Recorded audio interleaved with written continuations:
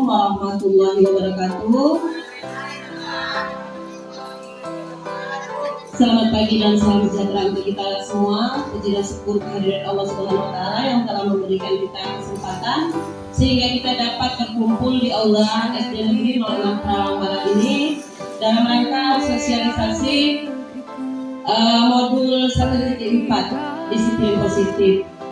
Perkenalkan, saya Putri Handayani Dwi Katarina, CGP Angkatan 8 Kabupaten Siak. Baiklah, pada kesempatan ini saya ingin mensosialisasikan materi pada salah satu modul ajar, tepatnya modul ajar 1.4 dengan materi disiplin positif dan kelas impian. Baiklah, pada materi disiplin positif dan nilai-nilai kebajikan universal, pertama sekali kita harus mengetahui definisi dari disiplin itu apa. Disiplin merupakan sebuah bentuk kontrol diri untuk mencapai suatu tujuan mulia yang sesuai dengan nilai-nilai kebajikan. Disiplin positif merupakan perilaku yang mengacu pada nilai-nilai kebajikan universal dan memiliki motivasi intrinsik. Jadi disiplin positif ini diharapkan kita melakukannya karena ada motivasi intrinsik dari dalam diri sendiri. Ya, ini beberapa contoh nilai-nilai kebajikan universal.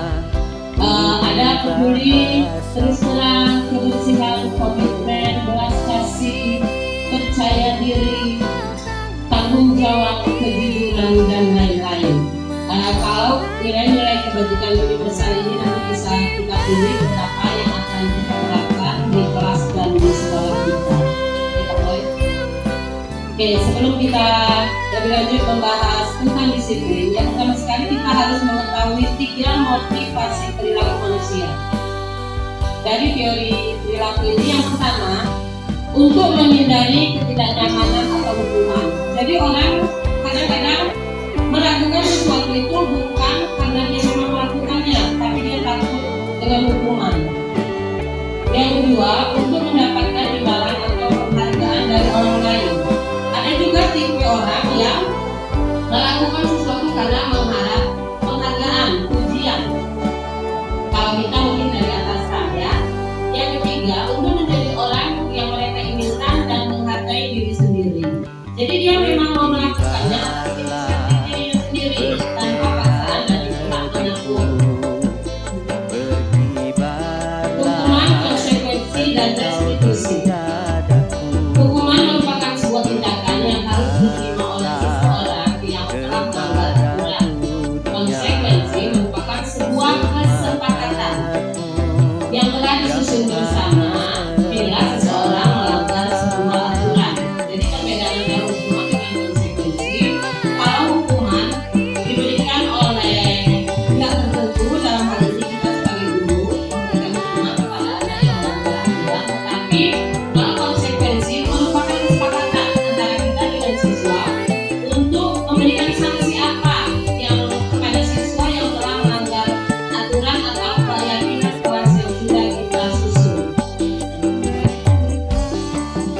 Nih, yang ketiga, restitusi. Restitusi merupakan sebuah proses penciptaan kondisi bagi murid untuk memperbaiki kesalahannya, agar mereka bisa kembali pada kelompok mereka dengan karakter yang lebih kuat. Selain itu, restitusi merupakan proses kolaborasi yang mengajarkan murid untuk mencari solusi atau jalan keluar dari masalah yang mereka hadapi.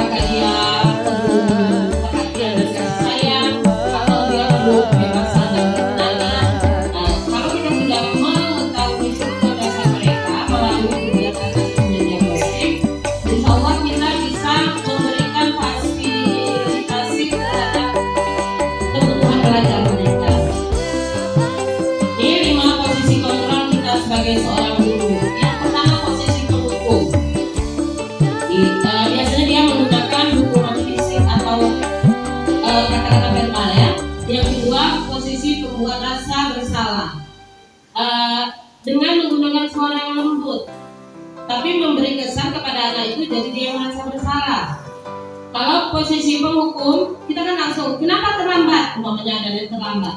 Kalau posisi pembuat rasa bersalah, jangan terlambat lagi. Nah, nanti kalau kamu terlambat, itu mari kepala sekolah, seperti itu. Jadi kan anak itu merasa dia bersalah gara-gara dia ikut dulu dimarahi kepala sekolah. Yang ketiga, posisi teman. Kenapa datang terlambatnya? Apakah tadi bangun kesiangan? Itu hanya contoh ya, Bu ya. Yang selanjutnya posisi pemantau. Posisi pemantau ini dia bergerak sebagai pengawas berdasarkan data dari piket. Yang kelima, posisi manajer. Posisi manajer ini berkolaborasi untuk mencari solusi. Jadi sebagai seorang guru kita disuruh menghindari posisi penghukum dan disarankan menggunakan posisi manajer. Bersama-sama kita belajar ya Bapak Ibu ya, dalam menghadapi kesalahan murid kita menerapkan posisi manajer. Kita mulai. Ini ya, 3 tahapan pada segitiga restitusi. Dalam menghadapi suatu permasalahan, kita diharapkan menggunakan tahapan pada segitiga restitusi. Yang pertama, menstabilkan identitas. Yang kedua, validasi tindakan. Dan yang ketiga, menanyakan keyakinan. Setelah semua kegiatan menerapkan keyakinan kelas tadi tercapai, baru kita bisa membuat kelas impian. Kelas impian merupakan sebuah program pemberdayaan yang bertujuan mengajak murid mengenali potensinya menjadi pribadi yang lebih berani. Contohnya di sini kelas impian ini, misalnya kelas impian ini tergantung kita masing-masing ya Bapak Ibu ya. Di sini saya ambil contohnya, menyediakan pojok baca yang bertujuan untuk meningkatkan kemampuan literasi murid. Jadi kelas impian yang saya harapkan akan membuat pojok baca yang meningkatkan kemampuan literasi murid.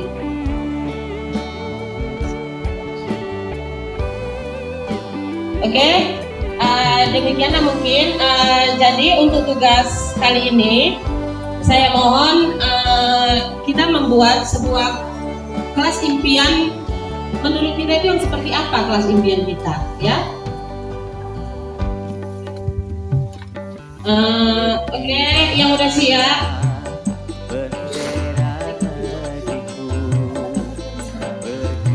Yuk, yang udah siap tugasnya kita pasang kelas impiannya.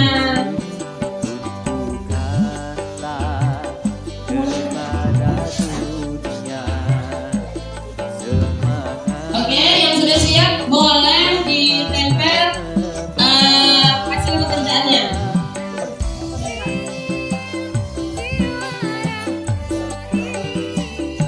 Oke, coba bacakan kelas impian.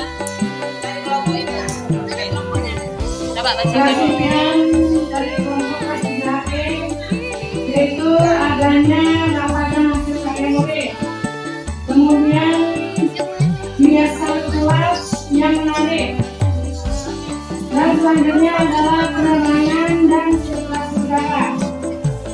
Selanjutnya adanya pojok baca yang menarik, tempat istirahat yang menyenangkan, suasana kelas yang nyaman, pojok ibadah. Oke, terima kasih kepada kelompok kelas 3. Tolong beri tepuk tangan untuk kelompok kelas 3. Oke, coba kelasnya. Oke, untuk kelas impian kami dari kelas 6, kami ingin memiliki siswa yang kreatif di dalam kelas. Kemudian kelas kami ingin bernuansa seni musik. Kami ingin memperbanyak musik di kelas 6. Kemudian bebas berkreasi. Siswa-siswa kita harus bebas berkreasi sesuai dengan keinginannya. Kemudian ada di sana nanti sudut literasi, hiasan kelas, kemudian membuat lukisan-lukisan di dinding sebagai pembelajaran tambahan, kemudian menciptakan kelas yang religi.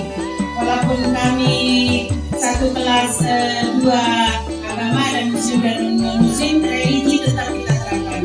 Kemudian kelas yang ramah lingkungan, artinya bersih dan indah. Sekali-sekali Bapak Ibu boleh nanti masuk ke kelas 6. Kemudian kelas itu harus tetap ceria. Terima kasih dari kelas impian kelas 6. Oke, terima kasih kelompok 6. Selanjutnya kelas impian dari kelas 1. Silakan. Bismillahirrahmanirrahim. Baik.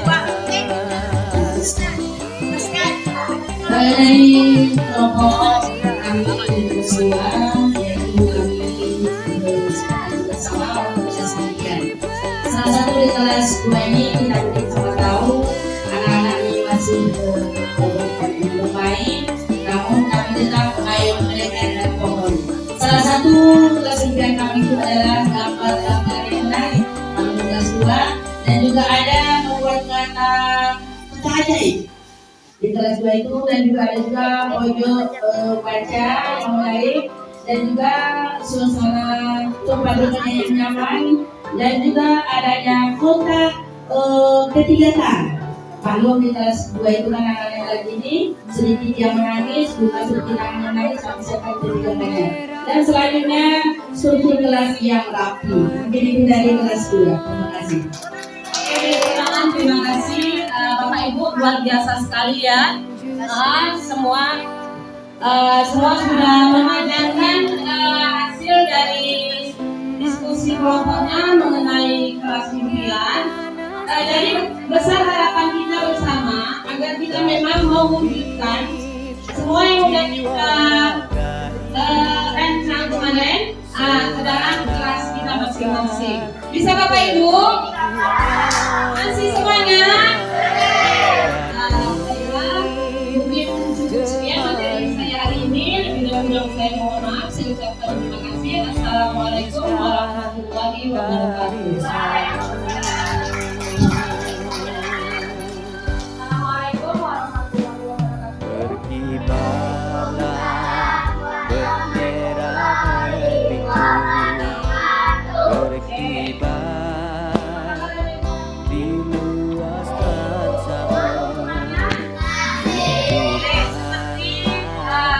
kepada dunia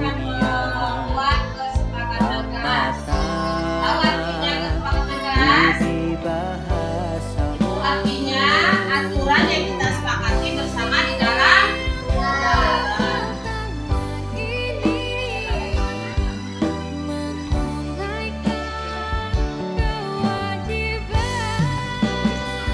peraturan kelas atau keyakinan kelas. Kalau keyakinan ini berarti kamu yang masih dirinya. Peraturan yang secara umum memakai seragam sekolah. Yang kedua biasanya datang tepat. Apa lagi? Boleh nggak teman-teman? Boleh ya. Apa lagi? Apa peraturan kelas kita yang mau kita buat? Ayo. Mengerjakan tugas. Berkibarlah bendera negeriku, berkibarlah Memakai sepatu syarat. dadaku, Ada lagi? bukanlah kepada dunia, semangatmu yang panas Perhatikan. membara.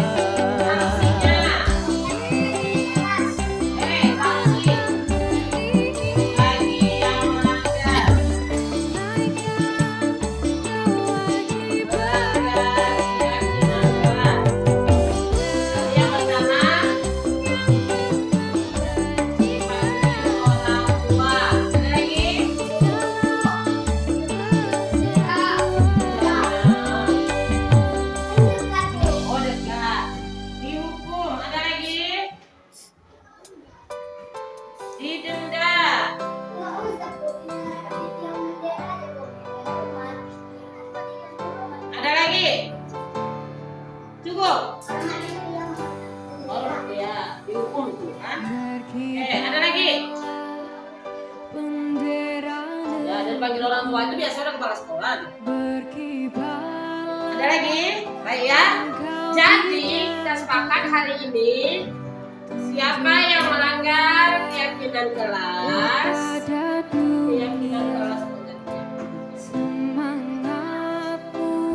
maka dia akan diberi sanksi berupa dipanggil orang tua. Nanti hukumannya nanti kita sepakati ya.